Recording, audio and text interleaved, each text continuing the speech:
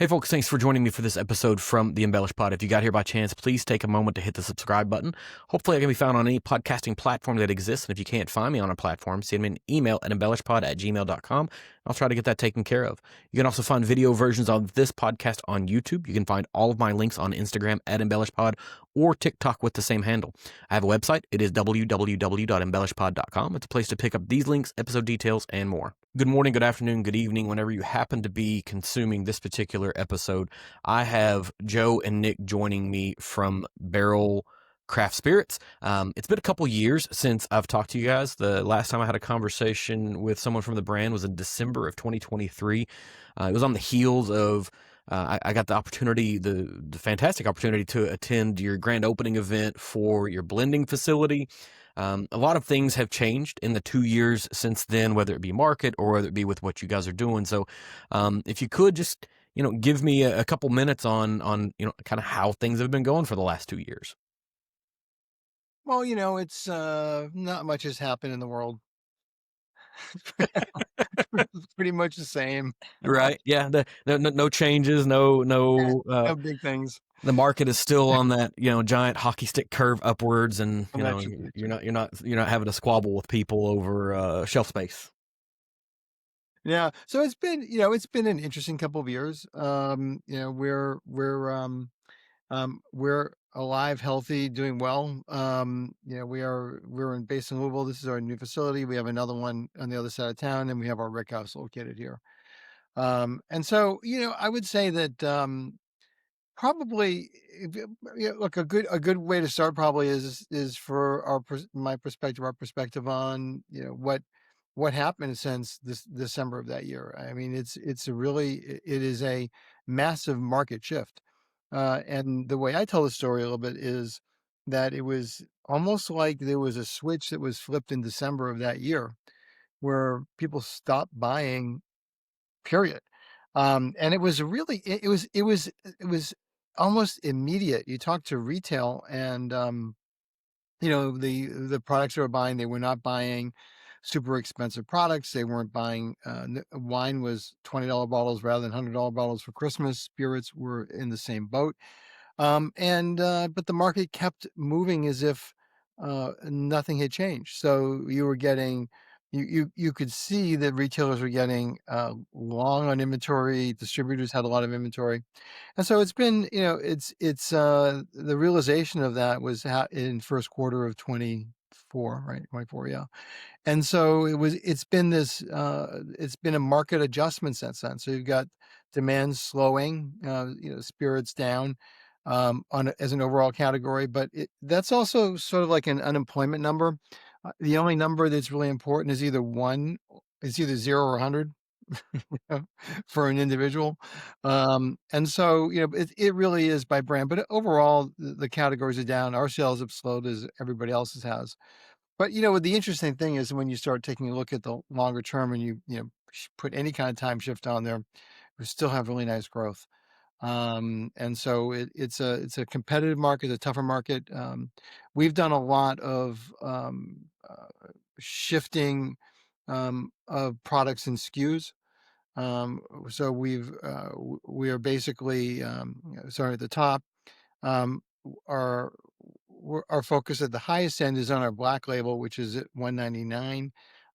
We have another product line at $159. Our core is still at $84.99, and then we have the foundation series, which there are now 3 products in that group at about between 45 and 50, depending upon the market.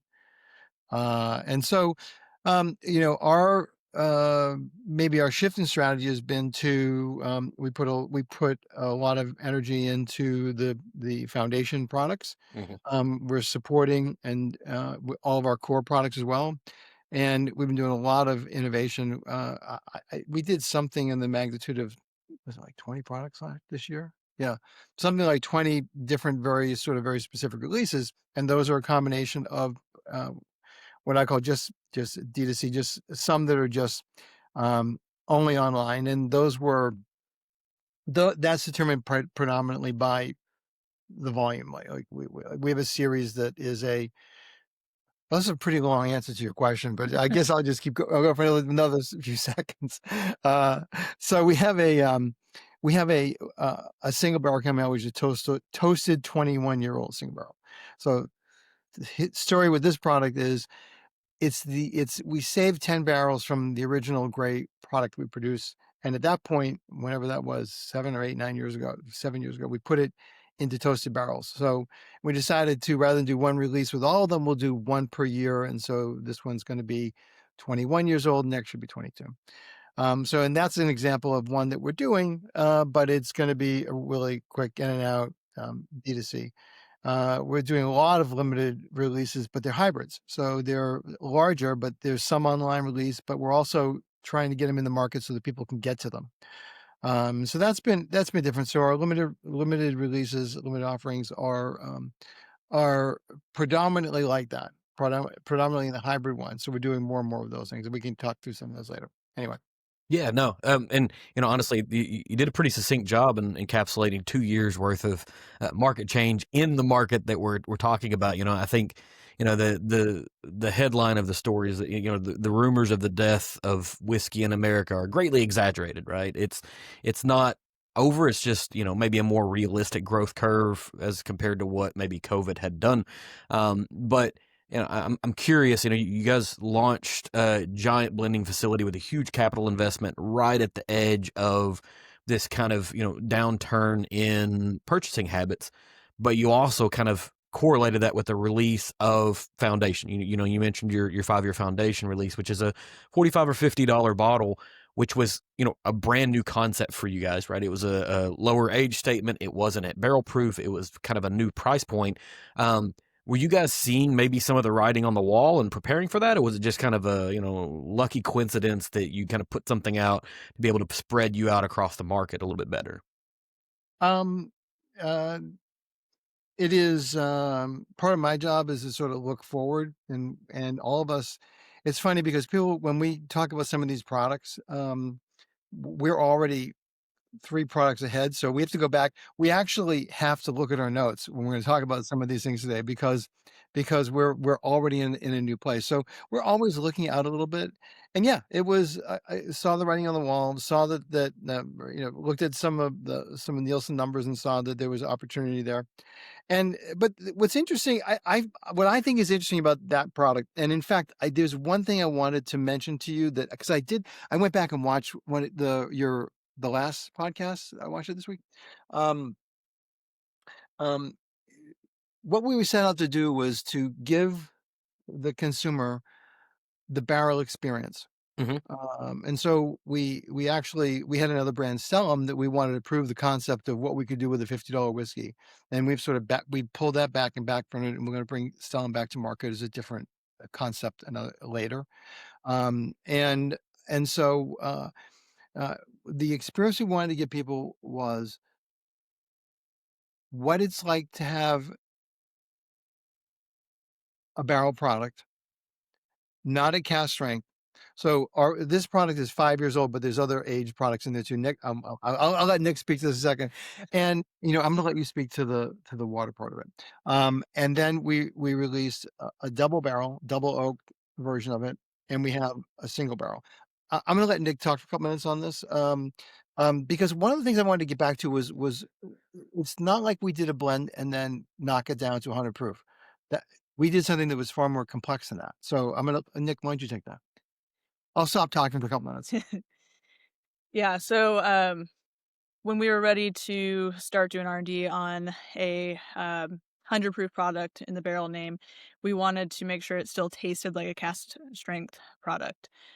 So we started with a blind tasting of as many 100 proof products that we could find. And then we would throw in some of our like very early lab blends in, and we would just kind of go through. And we did a lot of blind tasting for probably 3 months as we were working through those things. So that's one thing. And we did want to have a 5-year age statement, but we realized that to get the full flavor that we were looking for and the complexity, we were going to have to blend in some older stuff. So there's up to 9 years in the blend. We have bourbon from Kentucky, Indiana, Tennessee, and Maryland in the blend. multiple different mash bills. So we really wanted to give, we'll say an entry level bourbon drinker or somebody that's not familiar with the brand, the full experience from Mhm. first sip. And then, so I've been with the company for 6 years. This is my first blending role. So, cash as a cash strength brand, I had never worked with water. So I'm in the lab, I'm working on this, trying to think about it. And so I really started thinking about water as an ingredient and not as we're going to blend this product, cut it right to 100. Because when I was testing that in the lab, it was inconsistent. It was really hard to control the flavor, and we do that. We control the flavor every step of the way, every time we're blending. So I didn't want this to be any different. So we actually cut the product in about 4 different stages, sometimes more depending on how the blend is going. But we do that to incorporate the water in with the whiskey, let it sit, bring it back to the lab, test it again. If I need to add more barrels to kind of compensate some flavor that maybe is lost, I can do that as we're blending. Yeah, and water is such an interesting component, and it's the second time I've had this conversation in a week because I got the opportunity to attend an event at Louisville Water last Thursday where we were talking about water as a component of whiskey or whatever. But kind of, is it? I guess Nic, this question is for you. Is it daunting to kind of lean into being charged with doing the first blend that is not at barrel strength, right? And trying to bring it down, but also maintain the name of barrel and kind of, what it stood for. Cause it's a big strategic pivot going from all barrel proof products, and you may do blends, but they're barrel proof, to this other thing, right? That it was almost like a sacred cow that you slaughtered. Now you're going to, kind of feast upon it at this point. Yeah, it was definitely daunting, but it also was exciting for me, since I'd never worked with water before. Yes, I was a little bit nervous, but once I kind of started working with it and testing a lot of things, I got to learn from it and see how sometimes if you add water in a certain way, it just all of a sudden the alcohol is all you can taste. Like you lose the nuance of the flavor, you lose the sweetness, and it actually burns more than it did before. So it's really interesting for me to kind of go through that and work through that, and I found a fun and interesting way to incorporate it into the blend without losing that flavor. And then kind of one last question on this particular offering, and then I'm probably gonna have some more for you here. But how difficult is it to maintain continuity in doing that particular blend, considering you guys are sourcing barrels from all over the place and all over the world to do this, but that means you may not have the exact same characteristics over and over and over again. I guess, how do you maintain that continuity from one batch to the next? Yeah, so that's another thing. When we started working on the blend, we made sure that we had enough barrel inventory of these the barrels that we're using, to go years out. And we also learned a lot from blending Stellum. So Stellum bourbon was a cask strength bourbon that we blended to a proof. So that was a little bit different, but in that instance, we had to have a consistent flavor profile, but be selective with the barrels that we're pulling based on their proof, and then create the blend to be consistent without cutting it. So that was a whole other problem, but it was a really fun one to work through, and I think using the skills we learned in that process, it was able to translate that over pretty well to the foundation line. And then kind of moving up from that, I think you mentioned there's a double oak version of that sits out there. As you kind of build the concept for it, the easy thing to say is just the same thing but more oak. But I kind of feel like you guys are way more complex than that. So how do you build out the kind of next level concept of what that's going to become? Yeah, so we always for everything, we always start from, 0. Yes, we could just blend foundation, put it in toasted barrels, and call it a day, but we actually toast individual components and then blend from, the ground up, with the double barrel, and, there will be more line extensions in the foundation line at some point, so I'm excited to keep working on those, and with each extension, it'll always be the same way, we're creating a new product, within this line, and it's got to have its own identity and be able to stand out. Yeah, I think maybe sort of an interesting point is that really from the beginning, we were buying barrels, full and empty ones, and barrels we had constructed. So we've been doing maturation experiments for almost since the beginning, and we have all kinds of wood. We have all kinds of uh, pr- uh, we have different staves that were cured in different ways. Some are kiln dried, some are air dried, some are 1, 2, and 3 years air dried. We have a dozen different woods that we use, and so some of them are toasted. So we have this giant sort of matrix of different barrels, different wood, different type, different staves. Sometimes the heads and barrels or staves are different. And then within that, we have whiskeys of all kinds in the barrels. We have different ages, we have different blends, we have different mash bills. And so we have a really large sort of inventory of spice rack to play from. So we have our ability to create different products is fairly infinite at this point.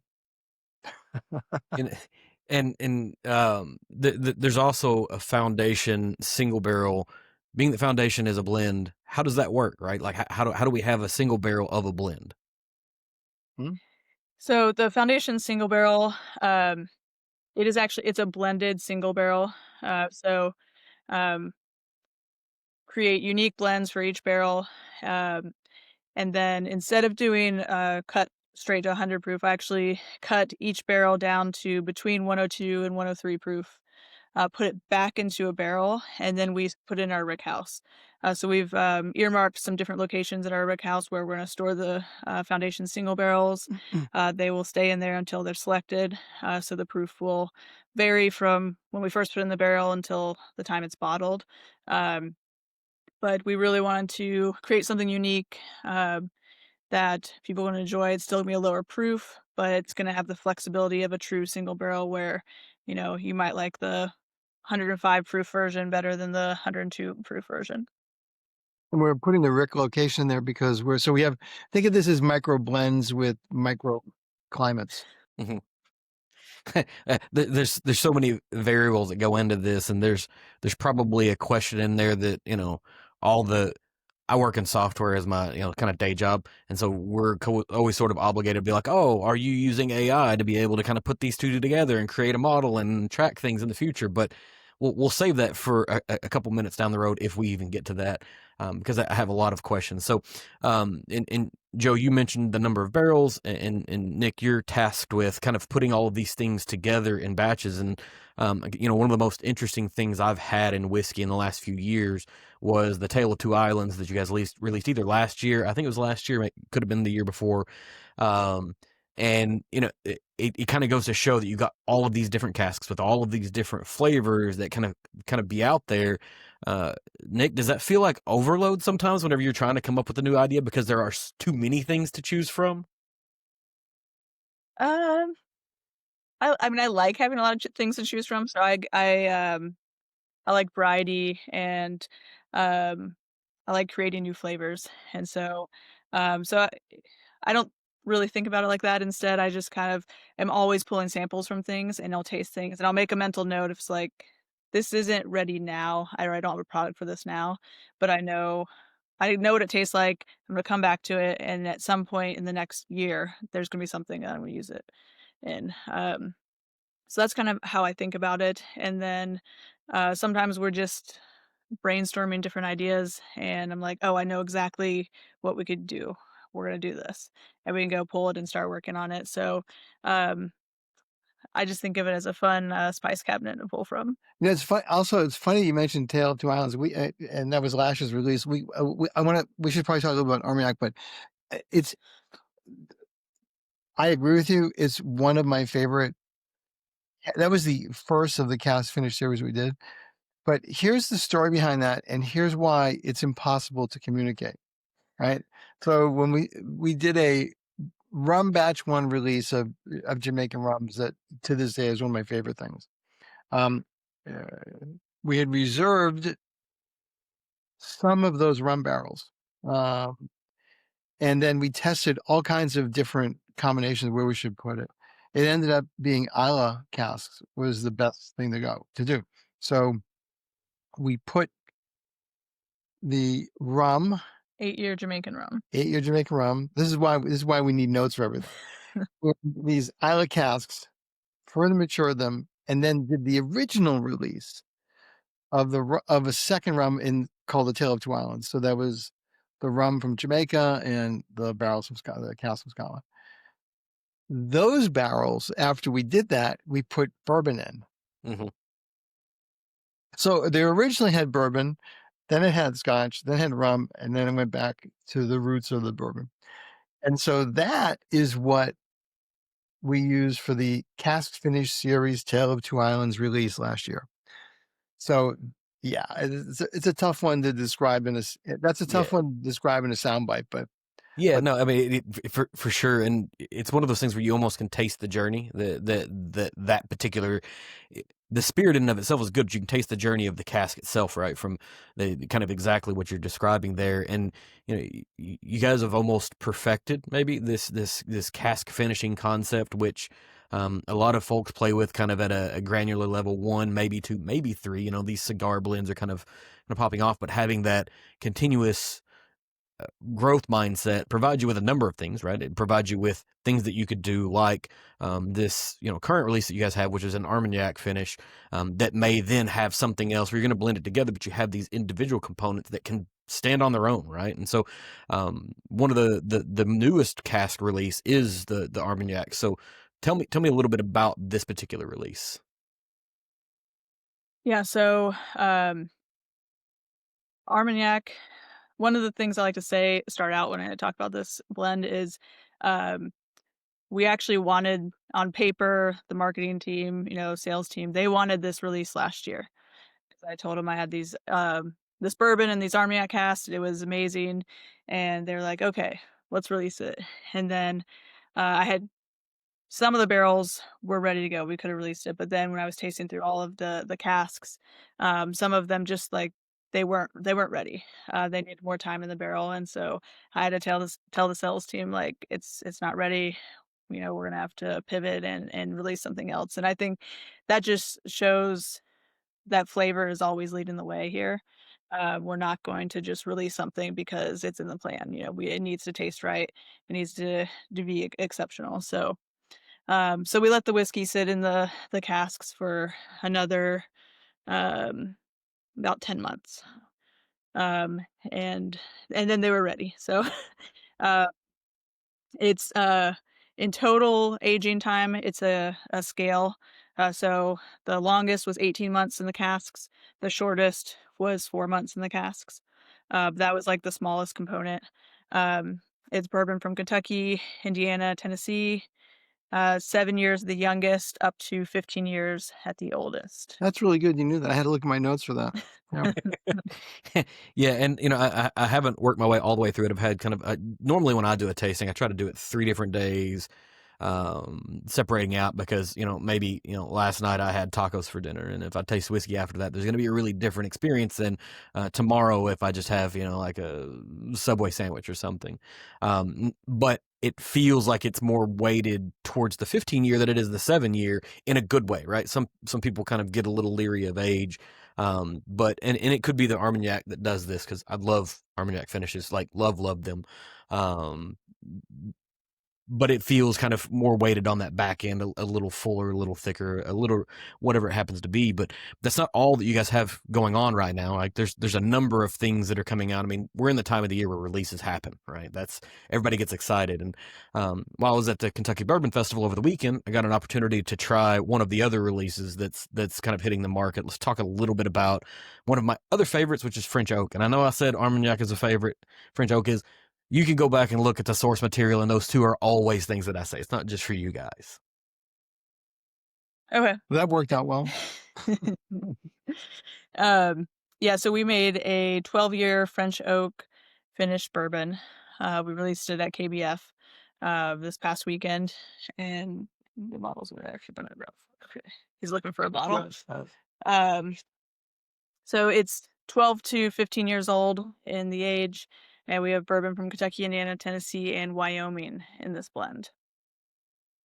Yeah, I was like, while he's getting that bottle, the room that you guys are in is like the best library for library people. But if you're a whiskey person, right? Like you go into that room. When we got to tour that room a couple years ago, it's just incredible what's in there. But it's standard, not standard. It's Barrell doing what Barrell does well, which is kind of a finished product at an advanced age, with an incredible value. There were a lot of things tasted over the weekend. I just remember thinking, damn, this is really, really good. So, kind of kudos. But what, I guess when you're thinking about Matrix is out, the releases you're going to do, right? So you've got this Armagnac here. You've got a French oak coming.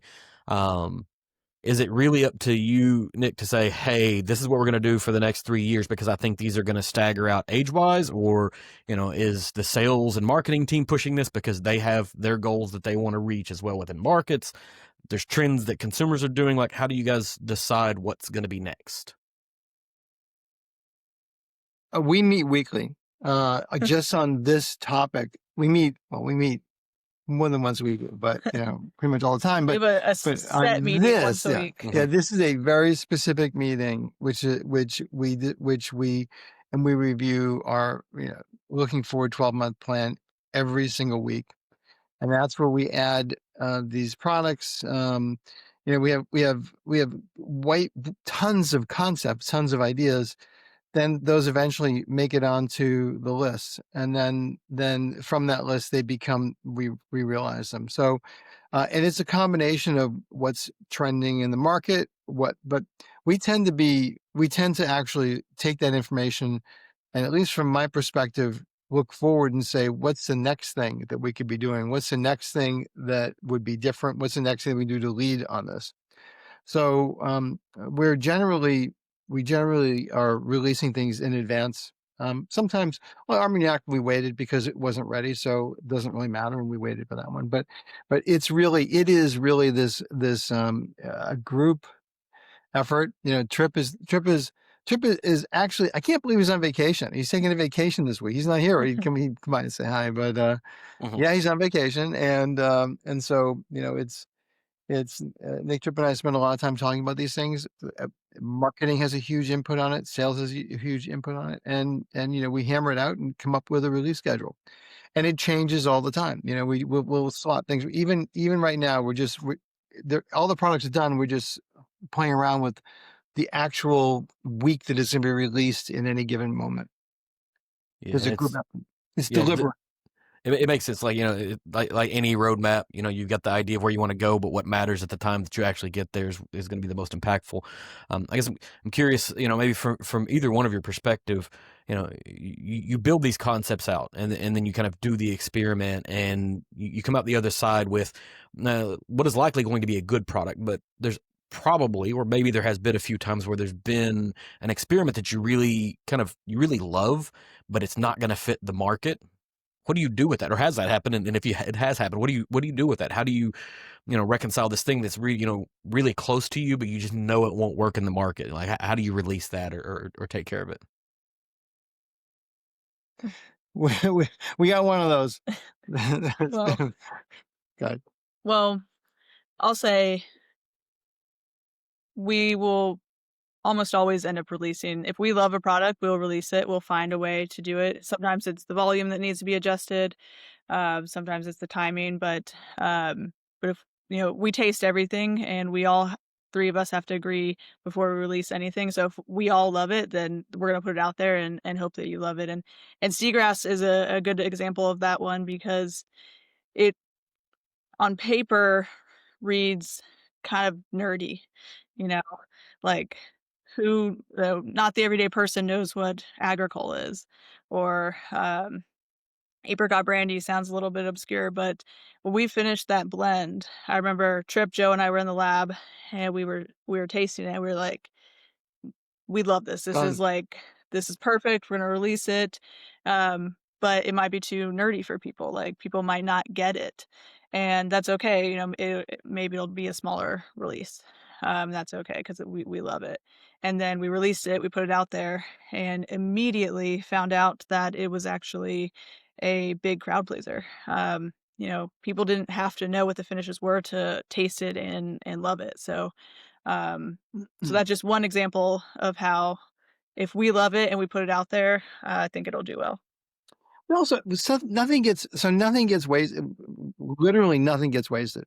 And so we do micro blends all the time. We have I don't know 50 or 60 micro blends just sitting out there now of various components that we call ingredients, and it could be a few barrels that we put together that are interesting, or it could be, more than that. It could be a few barrels. It could be a small blend, a micro blend, and there are characteristics of it that that we like and that we know will do well with something else. So when we need it,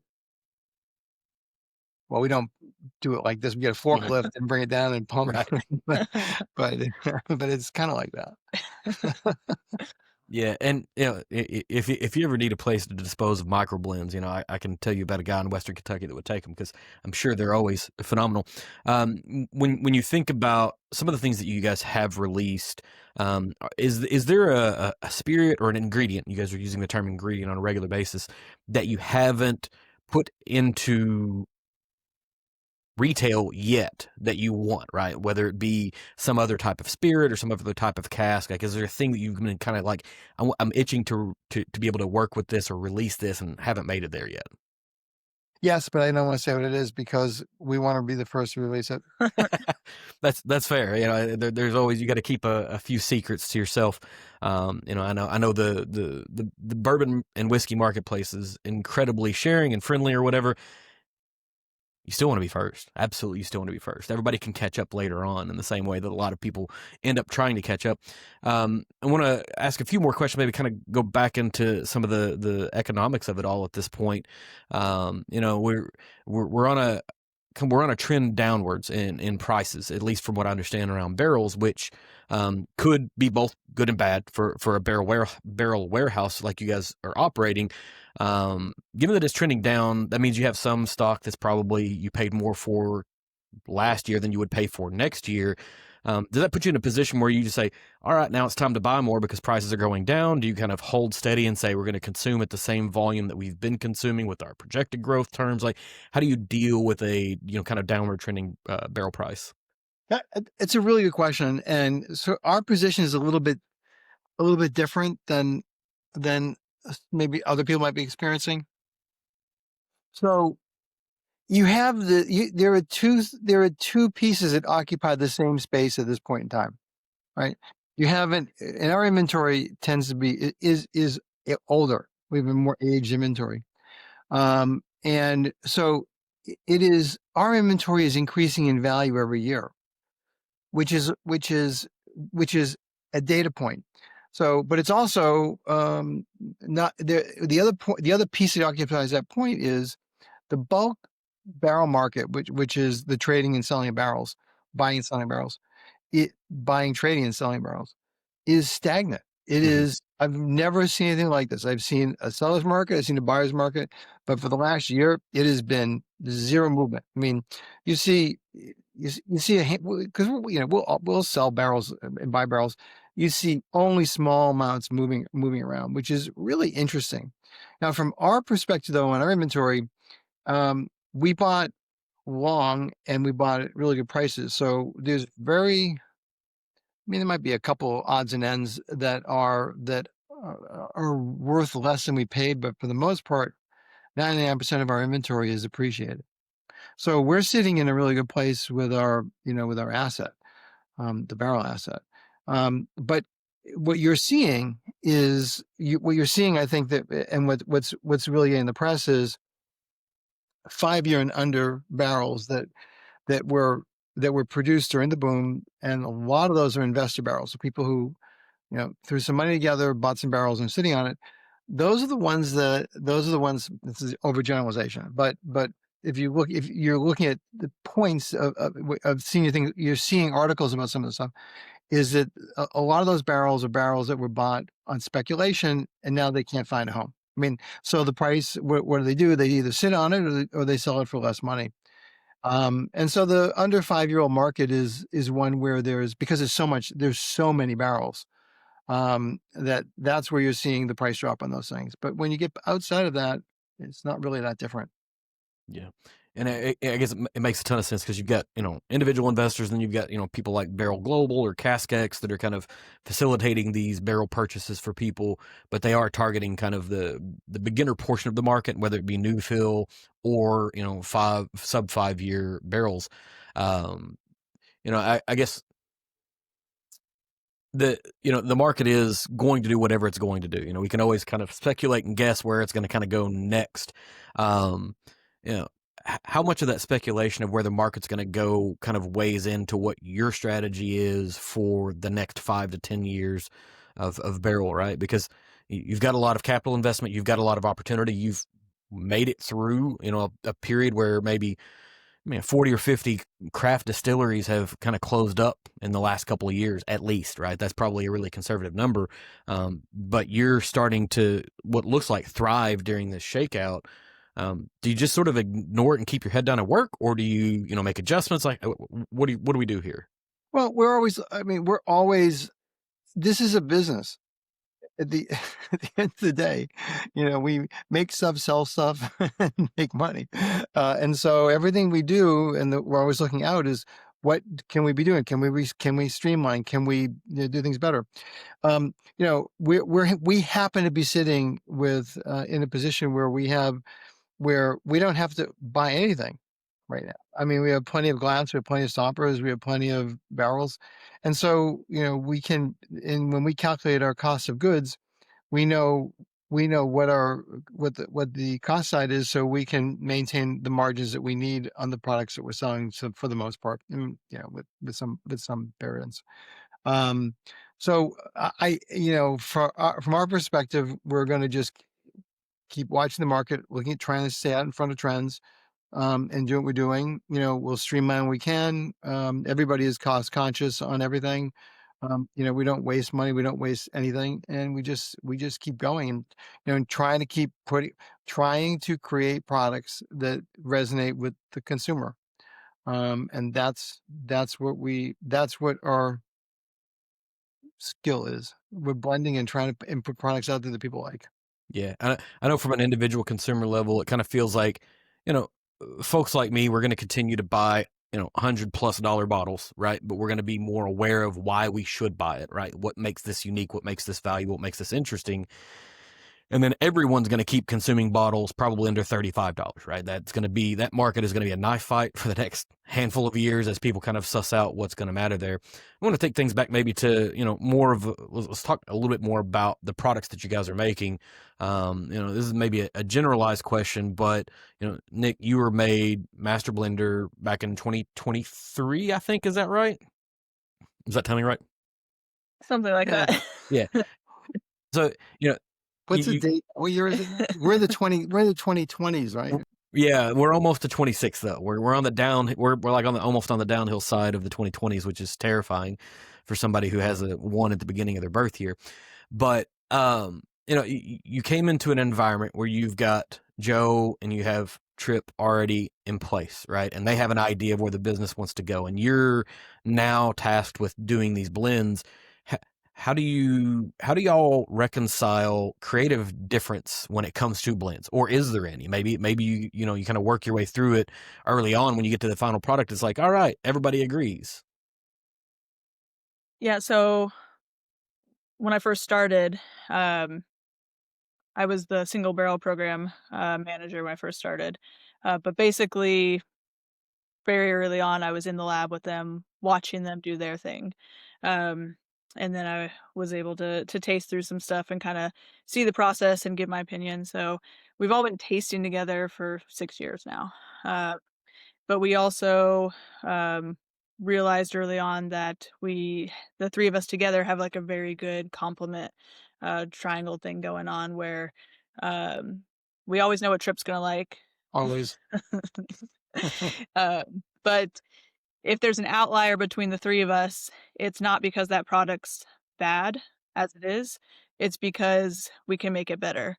So sometimes it could be anything, but sometimes, Trip wants more sweetness, or there's too much spice, or Mhm. Joe loves the spice, but we need to like kind of find some more mouthfeel or something. Uh, we've really just been tasting with each other for so long that we know how to communicate with each other, and we also have no egos involved. There's no Eric Clapton here. There's a good subsection of people that listen to this and won't get that joke, but I appreciate it thoroughly. I don't get it. Oh. Well, I wasn't going to name any was in names, a but if I band had that to was good guess, enough for him. I mean, Yeah. basically, and essentially, that's the subtext of what his career, but because he's brilliant on his own. But no, I think it's a really good point. There's never a blend that's like, we've got to do this one or else. It's always, Nick's right. It's always more of, if there's any criticism, it's to make it better in some way. And there are things, there are blends that come together like it's a dream. It just comes together like this one right here.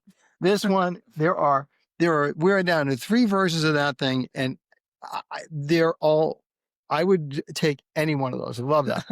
Then there's other times when it's like, this one is a tough one, where we have another one that we're working on that we just put aside for a moment because it's like, it's not there yet. So, and that's, I don't know, it's been a couple months, right, playing with that one.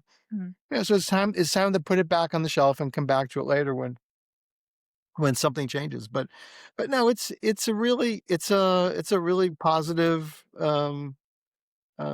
experience here. And the other thing I wanted to mention, you said something I think that's really, really important to a minute ago, which is where's the market? Yeah, the under $35 product, that's volume product, that's just churning away. That's going to happen.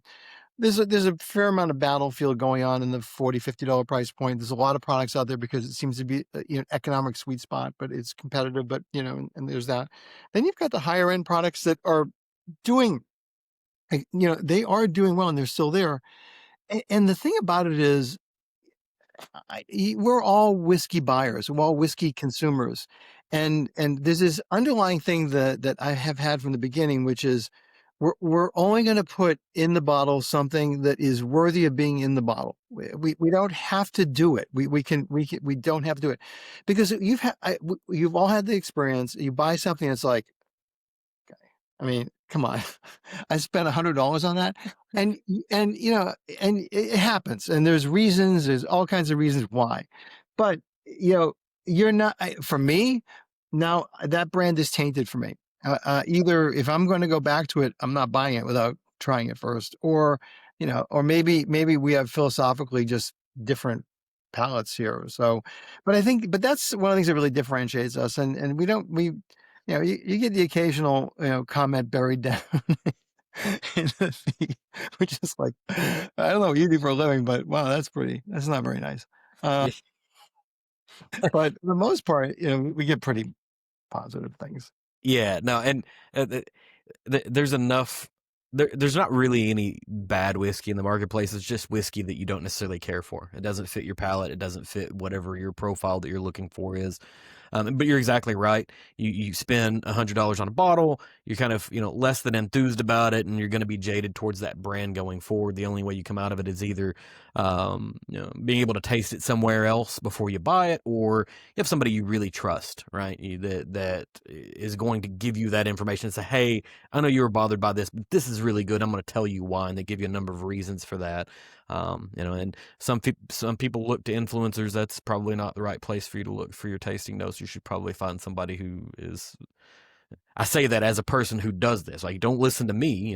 Find somebody that that mirrors your palate as much as you can. That will help you there, regardless. I'm not going to ask about the blend that's on the table there because it's obviously in beakers, and so it's probably not something that we can talk about just yet. But we are getting close on time. I did want to give you an opportunity to talk Hey, about. let's see what it is, because it's coming out in a couple months. Sweet, perfect. Let's hear about it. Go ahead. So it's a toasted dovetail. Mm-hmm. So we've done a toasted seagrass, Toasted Vantage, and now we're gonna Yeah, do smell that. Toasted Dovetail. It smells fabulous. The Dovetail's been in the new toasted barrels for 33 months. So now we're just going through the individual barrels and trying to find the right combination to release for this release. You know, and I think Dovetail was probably one of the first products that I came across. It was like there's blended whiskey and then there's multi-product blended whiskey where you're finishing it in a number of things. It was the first one that kind of I came across and I was like, this is something that's new and interesting to me. You know, and Seagrass was the second one, and then Armida comes in, it becomes a part of that conversation. You guys are fantastic at that, and so I can only assume that a Dovetail Toasted is going to be, you know, that much more phenomenal. But maybe the same question as earlier when we were talking about the Vantage Double Oaked. You know, when you kind of ideate on what Dovetail Toasted is going to be, did you have kind of markers or flavor notes that you wanted to get to, or was it a mouthfeel that you wanted to lead with, or was it a smell you wanted to lead with? Kind of how did you kind of wireframe it before you built it? So really, it started as experimentation. We just wanted to know what it tasted like in a toasted barrel, and we wanted to taste it over time and see how far we could push the flavor profile. So Trip and I, we did the Seagrass Vantage and Dovetail and toasted barrels at different times, but kind of close around the same time. And we just, we had the barrels. We wanted to know what it tasted like, and turns out it's pretty good. You know, I'm reminded of Billy Madison whenever he's like, you know, why'd you pay in a blue duck? Well, because I wanted to see what a blue duck looked like, and being able to do that in your experimentation at work is pretty fantastic. Are there any other things that are kind of coming up in the market before the end of the year, or maybe even at the beginning of the year, that folks should keep their eye out on? Right, we've talked about the French oak, we've talked about the Dovetail Toasted that you're doing. What else do we have going on?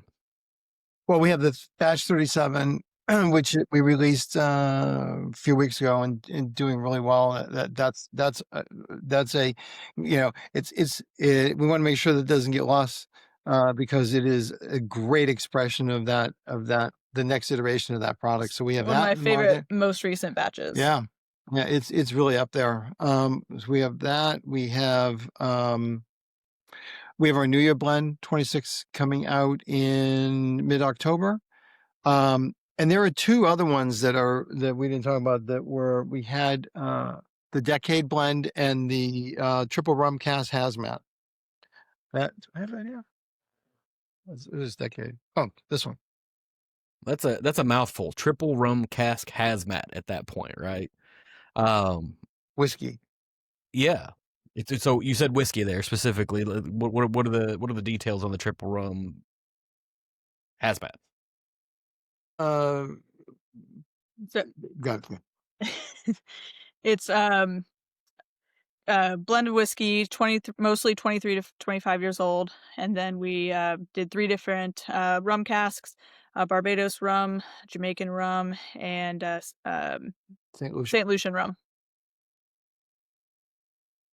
So and we didn't get kind of into detail on batch 37, but what is kind of the shape of batch 37 look like? There's the note. Yeah, I finally got to one that I had to get Nic to refer to notes on. Everything else came out of the brain, so that's impressive. Bravo. I blended this one in February, so it's been a while. It's fair that it's not fresh on the mind. That's yeah. But it's 8 to 15 years old. Bourbon from Kentucky, Indiana, and Tennessee. The derived mash bill is 78 corn, 18 rye, 4 malted barley. But the blend leans into mostly 10 to 12 years old in the blend. It just really good aged bourbon that has a little bit of youthfulness, but a lot of like dark chocolate, ice cream, nuttiness. It's one of my favorites since batch 35. Yeah. When it sits in the glass, it's spectacular. So, the other thing to think about is we don't, we very rarely, unless it's a very specific product, start with an age statement, because for us, the age is another ingredient. And so we blend toward getting the product right, and then whatever the youngest product is, that's where the roulette wheel stops, and that's the one that that's the age of the product.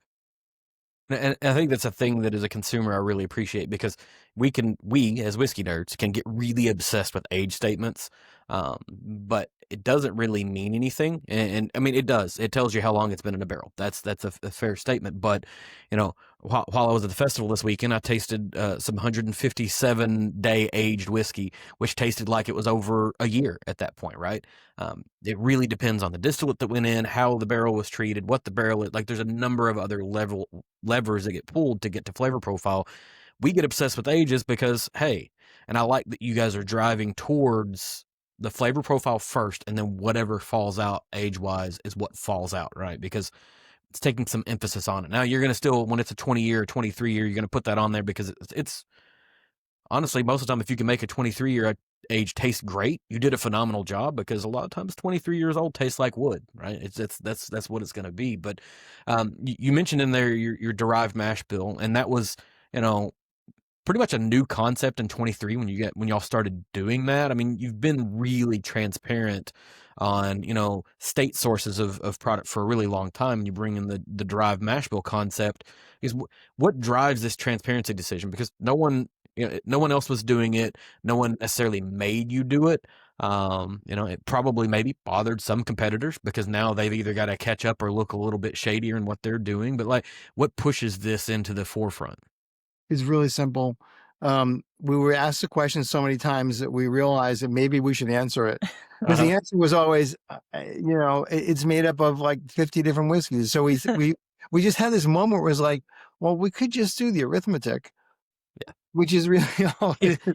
I mean, you're the only ones that can do the arithmetic, and honestly, I would have to hire a mathematician to do the derivation, because all the volumes and the whatever. I can do some math, but that feels a little more complicated than what I'm kind of built for.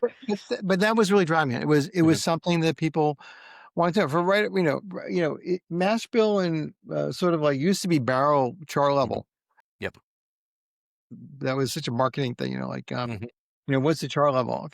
Okay. I mean, it's going to make an impact, but it's not going to really change anything.